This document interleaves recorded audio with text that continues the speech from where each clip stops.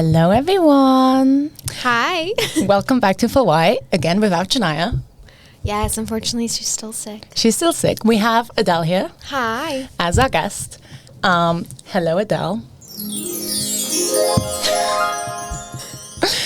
Adele is here today to talk about Taylor Swift. She's my fave. Taylor Swift superfan. Yes. And there's been a lot of Taylor Swift in the news. She's re-recording her albums. She's releasing new videos. Yeah. Longer songs. Yeah. The whole shebang. New songs from the vault that we've never heard. That she's never been able to produce before. Yeah. So I know a lot of people are like, what is going on? What's happening? So Adele is here to tell us. But first up, Adele, how did you become a Taylor Swift fan and how long have you been a fan? Oh, this is such a good question. I started listening to Taylor Swift, I think, when I was like 8 years old, when I was really young. I had the physical CDs of like Fearless, Red. I remember for Christmas, I would always get those, like her albums in my stocking, and I just loved her music. And I've just been obsessed with her ever since. I don't know. I feel like it's one of those things where I've just like loved her for as long as I can remember. So 8 years old, that was like 11 years ago. Yeah, that so was like 2010. Yeah. Yeah. Adele is a young girl, a young gal, young American gal. Yes. A baby, a child. So did you like her country music as well, or were you more into the pop vibe? I was more into the pop, but I definitely listened to like Teardrops on My Guitar, Tim McGraw. Like I definitely listened to the music in her first album, but it wasn't until I was a bit older. I think when that first album came out, I was quite young. That was like 2004, 5, I want to say, like early 2000s for sure. Because I remember my introduction to Taylor Swift was the Hannah Montana movie. Yeah. Oh, amazing. What's the song called? I love it. I'm obsessed. Crazier. Yeah, Crazier. I'm obsessed. I was song. like, that is me with my crushes when I was like, I don't know, 8 years old, however old I was. And then Love Story, obviously a classic. Oh my gosh, classic. And You Belong to Me. Yes. With me?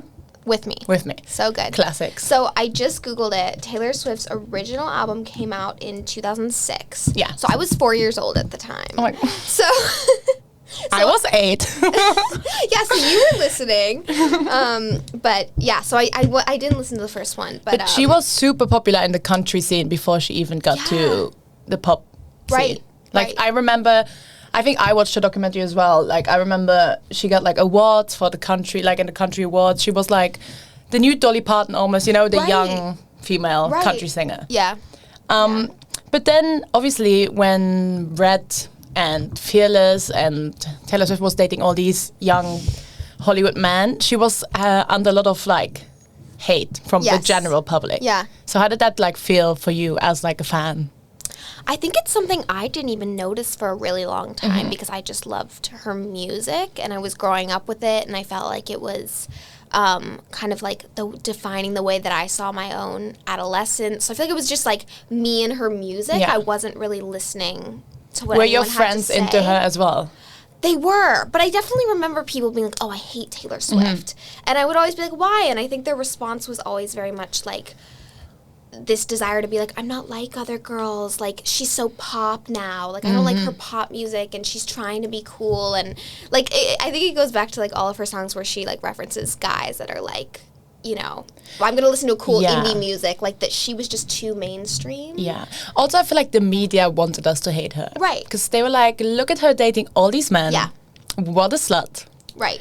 And it was like, I mean, she's a young girl. Right. Let her then date the man. Like, when I was young, I was like, oh my God, how can she date another guy? But it wasn't even, now, looking back on it, it wasn't even, oh, every week she had another person. It was more like every half a year or something. Right. It wasn't even that crazy. Yeah. And I feel like, yeah, everyone always would comment on, like, her excessive amount of relationships, and then kind of go back to, like, she used to be such a good girl, and she was, like, this perfect, like, country, I don't even know what. Girl Next Door. Girl Next Door, exactly. And like, so then I think it was like that combination of her getting into pop music, talking about sex in her music. Yeah. Also in her documentary, she was like, she was never allowed to make any political statement. Right.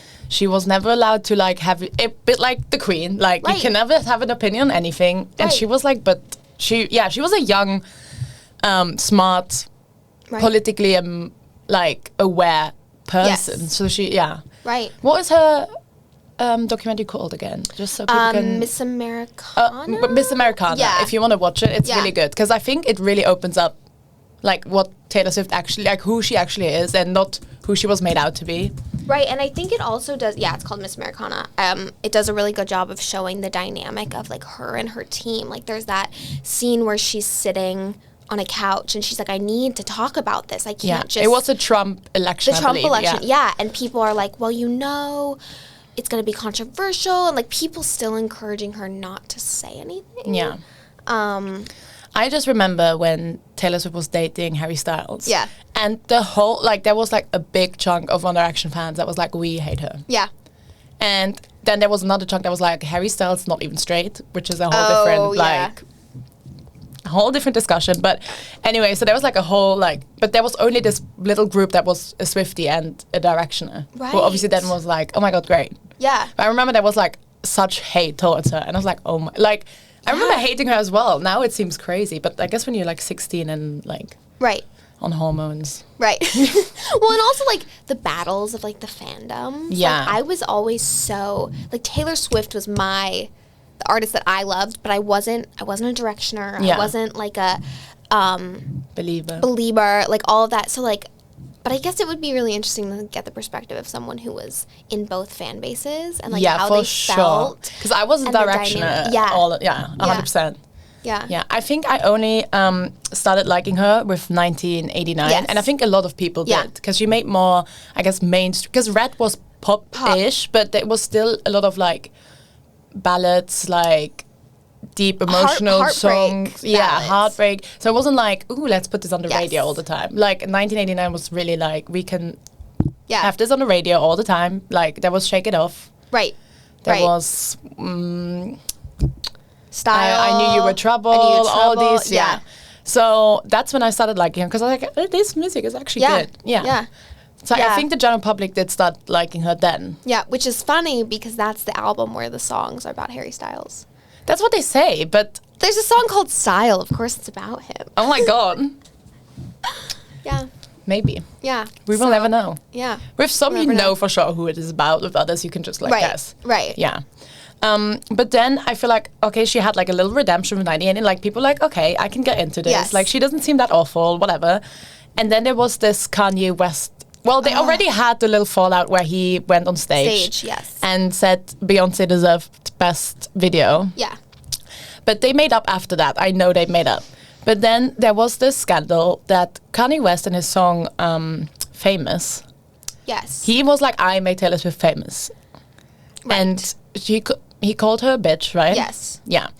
And he documents everything because he wants to make a documentary about himself like later on. Right. So they were filming the phone call where he calls Taylor Swift and is like, I'm going to say this and this in my song. Are you okay with that?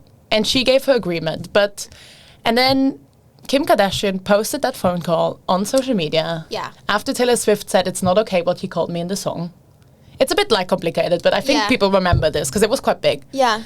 And then obviously Kim Kardashian leaked the phone call, which is not, if both parties don't agree, it's illegal, I believe, in... Yes, it is. In Florida, you can't record California, a phone call without the consent of both parties. Yes. And she posted it, and then people like turned on. I remember like people were like, we hate Taylor Swift. Yeah. What a fake person, like to say to Kanye it's okay, but then to the press it's not okay.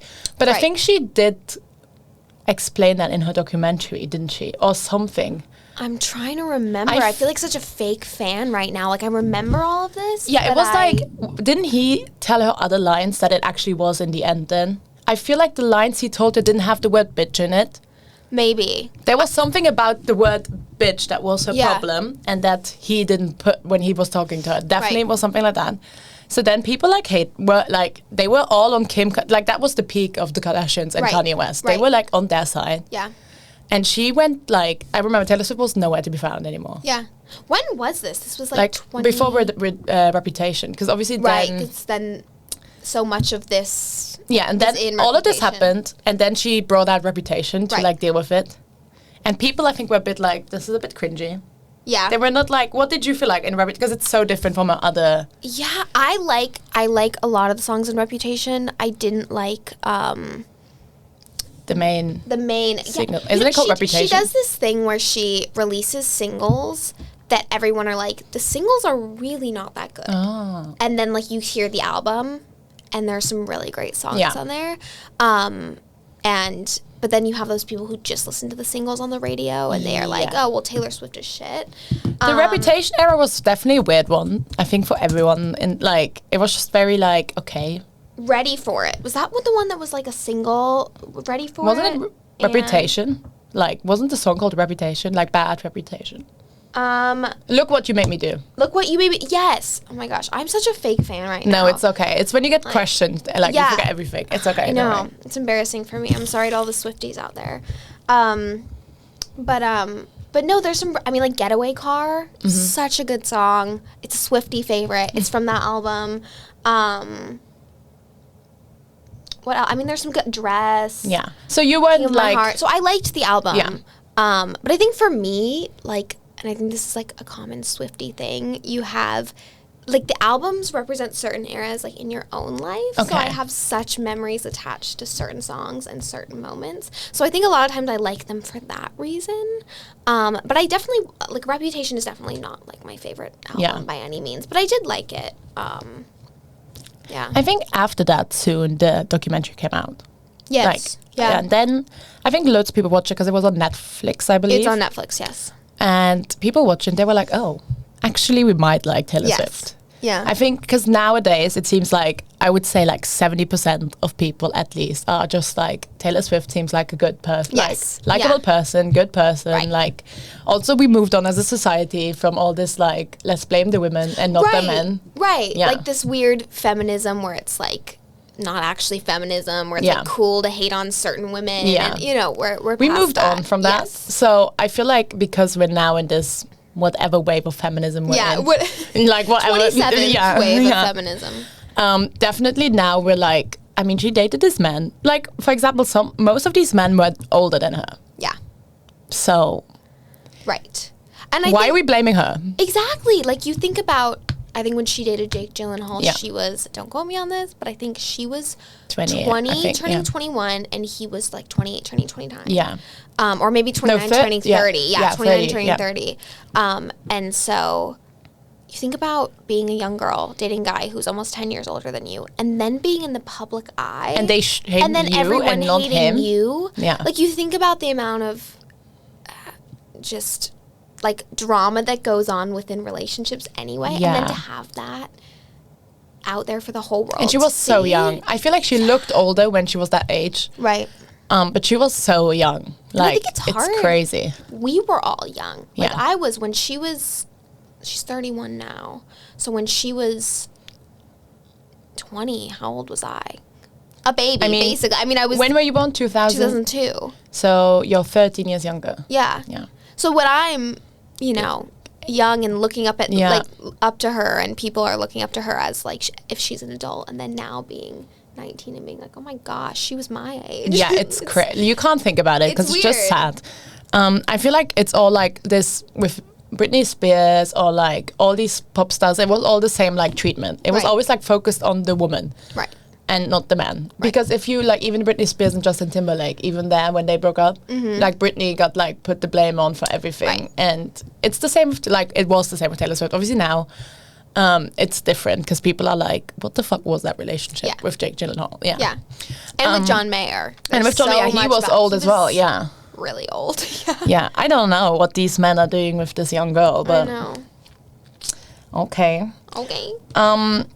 So... what else? With the re-release now. Yes. And people being on her side again. Yes.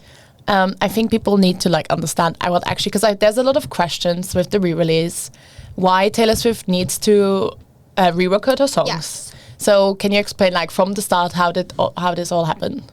Absolutely. So Taylor Swift was under the label Big Machine Records, and Scooter Braun, who is Justin Bieber's manager. Yeah. I don't know if he still is. Ariana Grande's former manager. But I think it's... What's her name? Madison Beer. I don't know if everyone knows this, but yeah. So very famous in the music managing industry. And she was under him, and he sold her music without her consent and without her knowing it. So she's re-recording her music currently. She started with Fearless, which came out in April. And then now she just released last week Red Taylor's version, which is the latest in her re-recordings. So all the re-recordings now have Taylor's version in brackets afterwards? After every song. Because they're like her songs now. Before, yes, whatever was in her contract or whatever, she didn't own the albums, right? Yes. That's why you could sell them, Yeah, so she said her 6 original albums that she released with Big Machine Records, she made a kind of press release that she put on Twitter where she said, my music was sold without my knowledge, and these master recordings were never for sale to her. Yeah. So it wasn't, she claims that there wasn't even an opportunity for her to buy the rights to them. Yeah. They were just sold. And so she owns the lyrics she's written, the melodies, the musical arrangements she's created. Just not when it was put together. Exactly. Okay, when it was recorded in a studio and put on a CD. Yes, so every CDs, and then everything that streams on Spotify, Apple Music, all of those specific recordings she doesn't own. Yeah. So by re-recording it, she finally owns the entire thing. And she had a falling out with her management. That's why this all happened, right? Yeah, I think the falling out happened because he sold her music without her knowing. Okay, not before and then he sold it. Okay. I'm not quite sure. Yeah. But I think she had problems before. Yes. Like I said, with her not being able to say anything she wants. Right. And stuff. I guess there was a bit of tension because she wanted to grow. Right. As a star, as a celebrity or as an artist, and they wouldn't let her. Because I saw interviews now that she's doing with all the press releases for Taylor's versions, where she's like, I wanted to put this on the album, I wanted to do this with my album, with my songs, and they were just like, no. Yes. So now she can do whatever she wants. Yeah. I mean, I think something that's so, it made me, as a Swiftie, made me kind of emotional. There's this clip of her going around at not the release party, what is it called? Where the premiere of the All Too Well music video or short film. And she's saying that this song, which, I mean, everyone loves and is obsessed with, and she made a 10-minute version of the song that she just released. What was it before? Normal 4 minutes? 4 minutes, yeah. And that this song, her management had always kind of been like, oh, well, whatever, it's a good song, whatever, put it as track 5. It was buried down in the album, and it was always her favorite song that she had written. And so she kind of was talking about it as an example of something where, she always knew that this song had the potential to move so many people, and her management never saw that. Yeah. And now, was her management, do you know, if they were, all men? I think... I don't know, but I assume so. Yeah. I feel like there needs to be a young woman, right? Because they would be able to, understand what she's talking about more. Exactly. Yeah. I mean, it's hard when you're trying to tell a story and all the people that are supposedly on your team who are making all the decisions are not the demographic. Yeah. Because of course they're gonna have a completely different opinion. Yeah. So that's an interesting point. It is. But All Too Well, I listened to this. Well, I watched the video because it has Dylan O'Brien in it. My boo. Yes, love him. I mean, love you, Craig, but my boo. Yes. And the 10-minute version, it doesn't. When you listen to the song, it doesn't even feel like 10 minutes. No idea how she does it. I know. It's so well. It reads, when you read the lyrics, it reads like a poem or a short story. It's so great. Yeah. The way she I don't know. And Which she's is like why a real talent for lyrics. It's insane. It's such a storyteller, and which is why it's so interesting that you say that it reads like a poem, because in the short film, it's kind of the thing of like her writing the book represents the song, but like it really could be a book almost. Yeah, I don't know. Yeah, definitely like a short poem or a short story. I mean, it was great. Like if you haven't seen it, you should watch it. Even if you're not a fan, it's just a great short film. Yeah, as it is. And something that I will say is people are loving it, but the one comment I think that I've seen, the only negative thing is like, oh, it's so uncomfortable watching Sadie sing, who's so young, with Dylan O'Brien. Yeah, the actors are the same age as Taylor and that's Jake the point. Yeah. You're supposed to feel uncomfortable watching this like much older guy gaslight a young girl. Like you're supposed to be uncomfortable. That's what I did say though. Sadie does look super young. Like she has a baby face, whereas Taylor Swift, when she was that age, looked older. Right. But I feel like it works because, as you said, it makes people uncomfortable. But then both of the actors, Sadie and Dylan O'Brien, they're both huge fans of Taylor. Like before, they were huge fans of Taylor Swift. So it's all like a very passion project for everyone involved. Yes. It's great. And in the short film, where they fight in the kitchen. Yeah. That was all unscripted. I read that. They too. Improvised. Insane. They're so talented. And amazing. Then Taylor Swift did the direction, the writing for the... She did everything. And I'm just, wow. What a talent. So incredibly talented. What a talent. Yeah, and it's so exciting to hear that it's such a passion project. Like everyone involved really wanted to do it. And Taylor said that if Sadie had said no to doing the project, she wouldn't have done the short film. Like she had an idea in her mind of exactly who she wanted in it. And it was a vision, and she was thrilled that they were both like on board to make it happen, and it was amazing. Yeah, it was. How many albums does she have to re-record up until Lover, or was Lover already... There's 6 albums, so it will be the original Taylor Swift, Fearless, Red, Speak Now. Oh my god, I forgot there was an album called Speak Now. Oh my gosh, what is the other two? And 1989. 1989, and...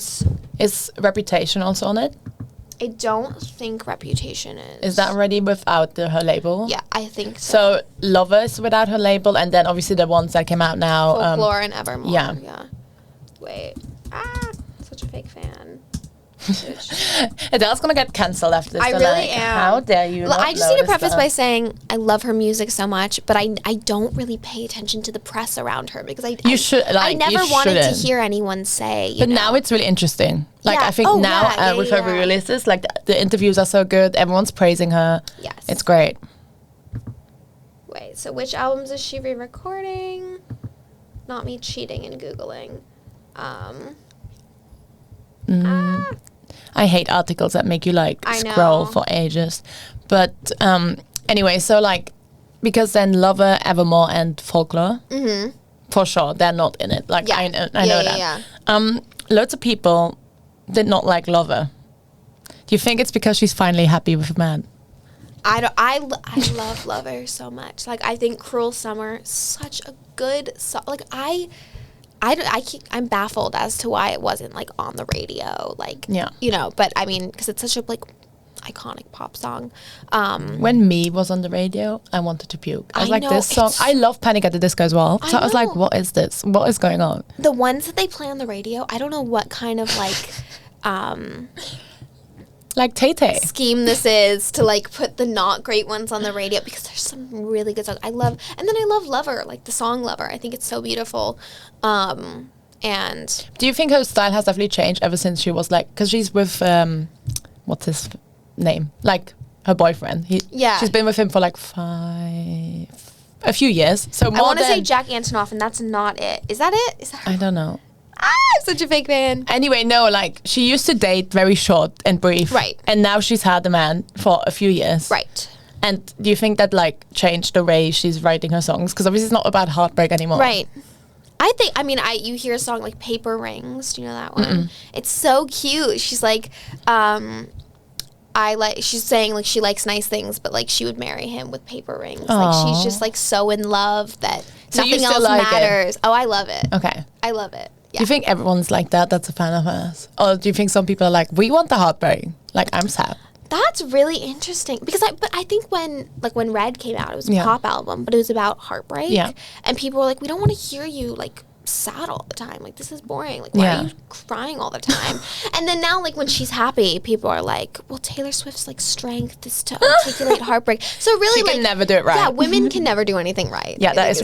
Do you not think this is so good for Taylor Swift? Do you not think like male pop stars? Yeah, they can always do the same thing, and you know, like stay the same. Right. Whereas like female pop stars, I feel like they have to reinvent constantly. Oh yeah. Get a new era every time. Right. Get new outfits. Get new like dance moves. Like do to stay relevant. So much. It's so interesting that you say that because like you think about someone like Justin Bieber who like all love to Justin Bieber, like peace and love, but like really is his music that great? Like he just I mean like, now no one's looking like My World 2.0. Loved that album when I was 10. I love like, Boyfriend, that album. Boyfriend's so good. Yeah. But now, like, Peaches and, like, all these random pop songs. I think he is not into it himself anymore.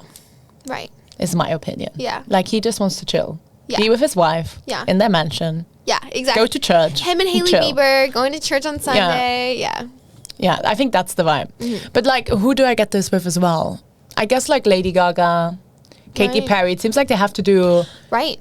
More every time. Or like Billie Eilish even. Like you see with her. That's so true. Yeah. Because I think if Billie, like we even said, we're like kind of over it now. Yeah. Like her. Yeah. I mean, peace and love to Billie Eilish. To Billie Great Eilish. Artist. No, I loved her EP. I thought it was so good. And then we got into the, wait, what was her first like album? Like When We All Fall Asleep, Where Do We Go or something? Yeah. I have the worst memory. I don't know. I never was a big... Oh my god. Yeah, no, I feel like they need to reinvent themselves constantly. Yeah, and the ones who don't kind of aren't relevant anymore. Yeah. I mean, I don't know, like Lana Del Rey does the same thing all the time. Over and over. And it seems like her popularity is like getting less and less in a sense. Right, you go on people are getting tired with her Tumblr. Her like Tumblr sad rupee car like thing. Yeah, I mean I'm a Lana fan. Peace and love to Lana. But like, it's interesting when you go to her Spotify. Like, you know, Spotify will rank your like top songs, and hers are still the old ones. Are still the one that was in. Will You Still Love Me? What is it? Young and Beautiful. Is that that's Young and Beautiful, and that's her top song, and that was Summertime Sadness. Summertime Sadness. What's the? Oh my god, the really famous one. Video games. Oh, video games, yeah.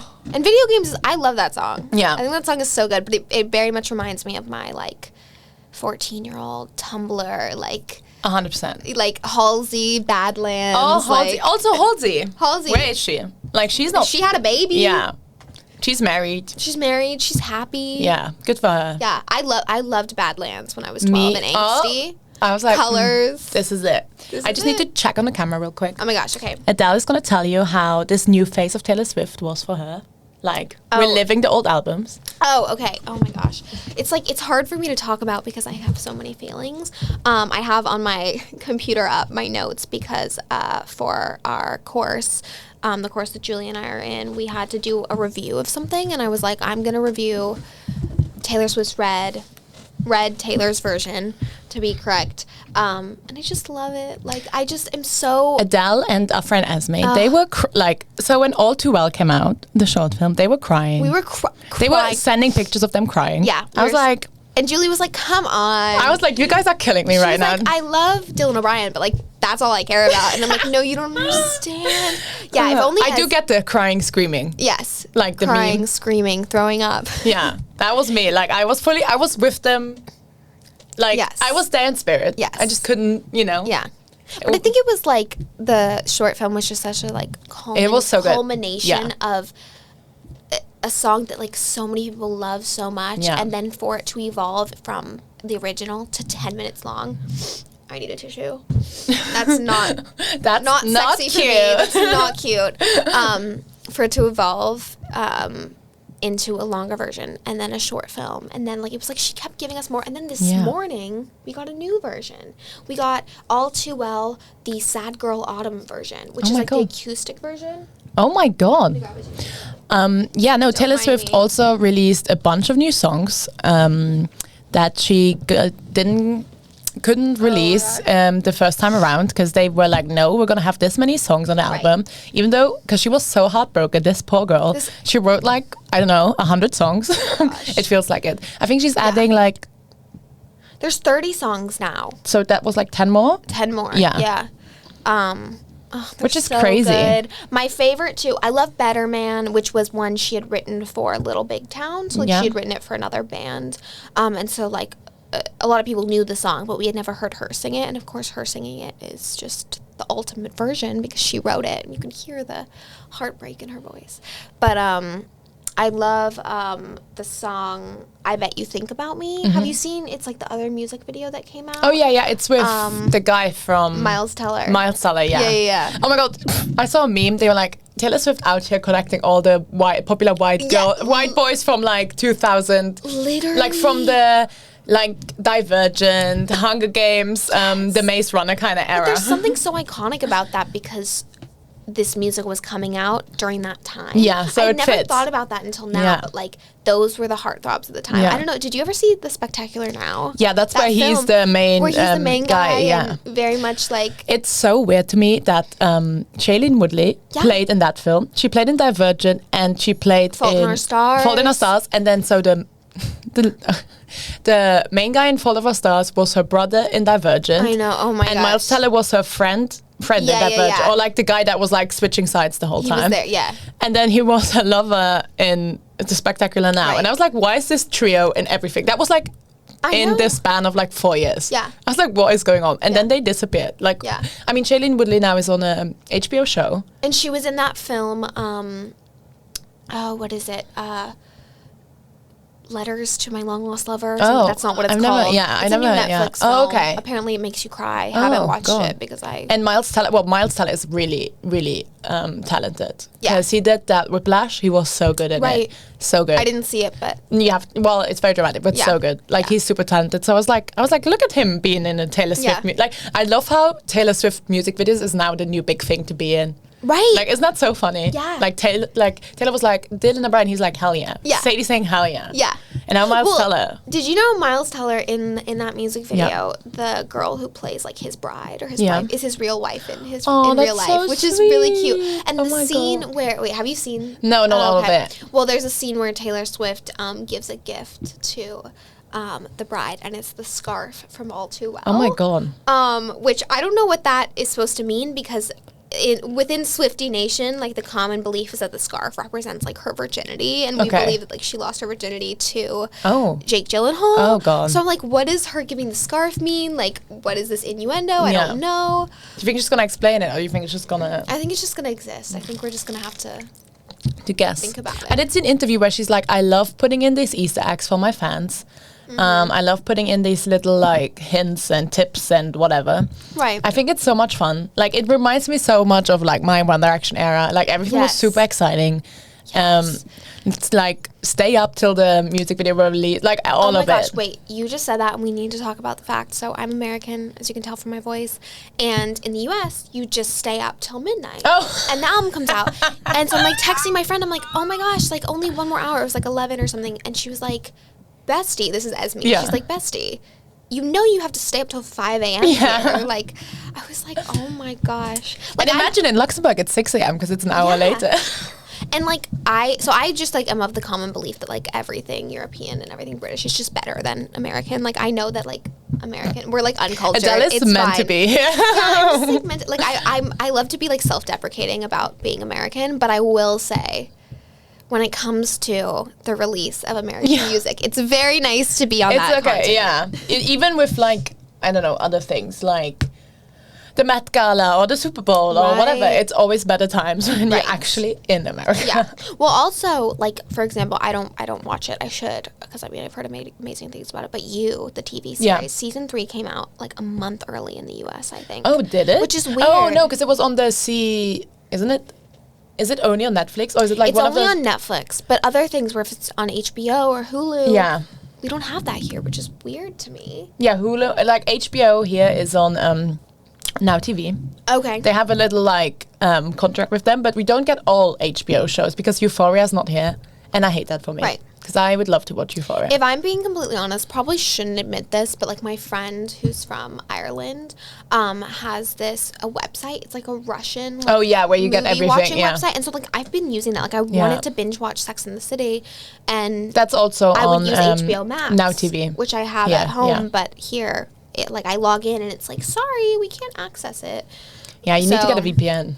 I know. Yeah. But that seems like complicated. Like I'll just use my illegal Russian movie site. I mean, maybe you do. Not confirmed. Yeah, not confirmed. Yeah.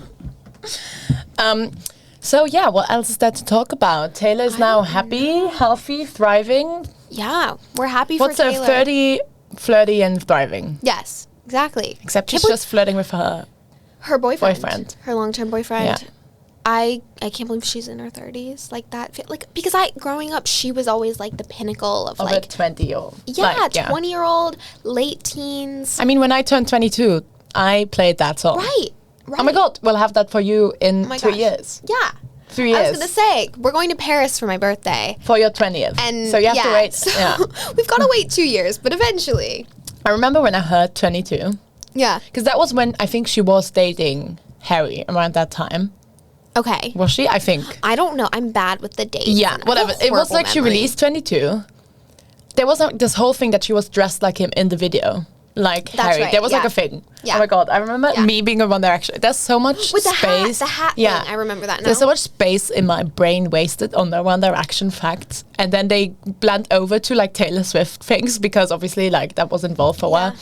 And when that song came out, I was like, what a good song for when you turn 22. Right. But I was like 14 or 13 at the time. So and then when you turned 22. I was like, my Instagram story was the song. Yeah. Yeah. Of course. It's so much fun. It's you iconic. have to. Yeah. I know. It's wild to think about like other fandoms or fan bases that like you don't get like re-released music and all this stuff. Like, but I love that for the Swifties. Like, I know. We're in our prime. Yeah, really. honestly, this is like Evermore. Well, I didn't listen to Evermore and Folklore because it's not my type of music.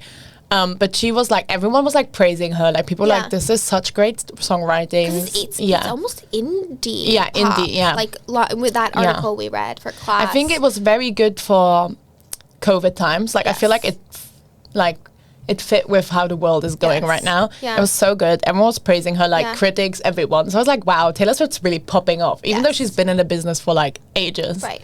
Yeah, this seems like her time. I have such like I said before, such memories attached to like certain songs on those albums, like being in the middle of COVID, but kind of like I live and at they home. were both just surprise albums, right? Yeah, like she just dropped them. And I remember like hearing that they were going to be dropped and just like being at the beach and listening to the songs. I live in Florida, or I lived in Florida. So like I just have these memories of like being at home during quarantine and like the music being so, I guess, uplifting during a time when things are a little bit but not like too much that you were like, ugh. Yeah, not tone deaf. Yeah, exactly. Yeah. I wish this would happen for me. I don't think One Direction's ever making a comeback. Maybe when they're like 50 and they need money. Yeah. Zayn is cancelled right now. Oh my God. I mean, I know I know the stuff that's going on Twitter, but the whole thing with like, did he assault Yolanda Hadid? I don't know. Oh my God. But then I know Yolanda's a difficult person because I've watched Real Housewives of Beverly Hills. I think of Yolanda and but let's not slap the grandmother of a child. Yeah. Let's not do that. Yeah. Have you seen that clip of Yolanda who where she goes don't eat the cake? No, well, the one where she's like Gigi or someone's like, I'm feeling like I'm gonna faint. She's like, eat some almonds and chew slowly. Oh yeah. Oh my God. Oh, bestie Yolanda. I don't know. Yeah. What did you, now that we say Gigi Hadid, what did you think of the whole like girl gang era of Taylor Swift, like with the bad blood and her having, that was a moment. What did you think of that? It was a moment. I mean, I didn't like the song. Like, and that, I mean, I loved the video. I was obsessed. The video's amazing. Yeah. So it was like Carly Kloss, Gigi Hadid, Selena Gomez, Cara Delevingne, Charlie XCX. That's right. I loved Cara Delevingne for a while. Do you remember? I'm in love with her. Like, same. I have the biggest crush on her. She's like my ultimate girl crush. Julie and I always talk about the AD video of her home. Yeah. I mean, like, it's insane. She has a vagina slide. It is amazing. And a ball pit. And she has like, I think... I think she has orgies or something. Oh, she for sure has because she has like a room that's all red velvet couch. She has a red room, like full 50 Shades and of Grey. with a swing. Oh, a sex swing, yeah. A sex swing and a pole. And I was like, oh my God. Yeah. It's a moment. It is a moment. Who else was in? Like, there was a bunch of people in that group. Yeah. And they would go to the red carpets together. They would show up to Taylor Swift concerts. Like, I remember that was a whole moment. So cute. So we love girls supporting girls. Yeah. And I think, I shouldn't even probably bring this up because I don't know enough about it, but like her and Karlie Kloss. They fell out, no? They fell out. Yeah. But then people thought they were dating for a while, then there was a breakup. Someone we don't recently know. told me, did you ever think about if Taylor Swift was gay? And I was like, but then I was like, I never did until people brought it up to me and were like, I think, but I'm like, I'm not here to speculate about anyone's sexuality. Exactly. Like, but I was like, you just be you. Interesting. I've never thought about that in my life. Yeah. She seems like, I don't know, but let's not speculate, but she seems like a straight woman to me. Yes, me as well. No, but if she's a little fluid, go off, queen. Amazing. Love that for you. Icon. Yeah. But so she had a falling out with Karlie Kloss, but Selena Gomez and her are still like besties, I'm pretty sure. She was on, Taylor Swift was on Jimmy Kimmel, Jimmy Fallon. I never know who it is because I mixed them up. One of the Jimmys. And she was like, Selena Gomez is in the back room watching this. Like, she's here with me. And I was like, how cute is that? And then Selena Gomez has this cute cooking show on HBO Max. Oh, really? Cooking with Selena or something. I didn't know that. I watched some because I'm like, I used to be a Selena. I'm still a Selena fan. Like, let's be honest. A Selena. I had to kind of like hide it because people were not having it. Oh. Okay. Yeah. But like, I like her. I think she's like, I don't know. I think she's such a sweet person. Yeah. And it's like a cooking show where she gets tips and tricks from like professional chefs. So they FaceTime and they prepare it alongside her, like a dish. So it was like, the concept was like her learning to cook in quarantine. Yeah. And then one time like Taylor Swift calls in and I was like, this is so cute. Yeah. Yeah, they're sweet. I love that. Anyway, girls supporting girls. What a good message. And Blake Lively. Did the I Bet You Think About Me video. Yeah. Like, she directed it, which is so iconic. Yeah, there's so many people in, like, the fact that so many people like Taylor Swift in that industry should tell you enough that she's not a horrible person. No. Because even Ed Sheeran is best. Well, yeah. He doesn't seem like he would be friends with a bitch. Right. Yeah, I don't know how anyone could just assume that someone like these figures that we celebrate, like, oh, they're a horrible person. I mean, people are so... We never know what goes on. Yeah, exactly. We don't know these people. How could we make a judgment call? But we love it. We love the discourse. We love the discourse. Anyway, girls supporting girls. Stan Taylor Swift. Listen to her re-releases. Peace and love. Peace and love to all the Swifties. Support Taylor Swift. Can't wait for... I'm just waiting for the Speak Now re-release because Dear John, obviously the famous... Like, it's like the all too well of Speak Now. Dear John is getting... So, of course, next. like, yeah, exactly, like, John Mayer, like, he better be getting ready. I love the TikToks that are like, I'm just waiting for the 1 hour long version of Dear John where she calls John Mayer a bitch. Like, oh my God, honestly. Like, it's going to be iconic. It is. Maybe we'll do part 2 of this. Who knows exactly. what else will happen. A year or two from now. Yeah. Hey, y'all. Anyway, best to Shania. Yes, we miss her. We miss you. Peace and love Get to well Shania. soon. And yeah. bye, everyone. Bye. Thank you for having me.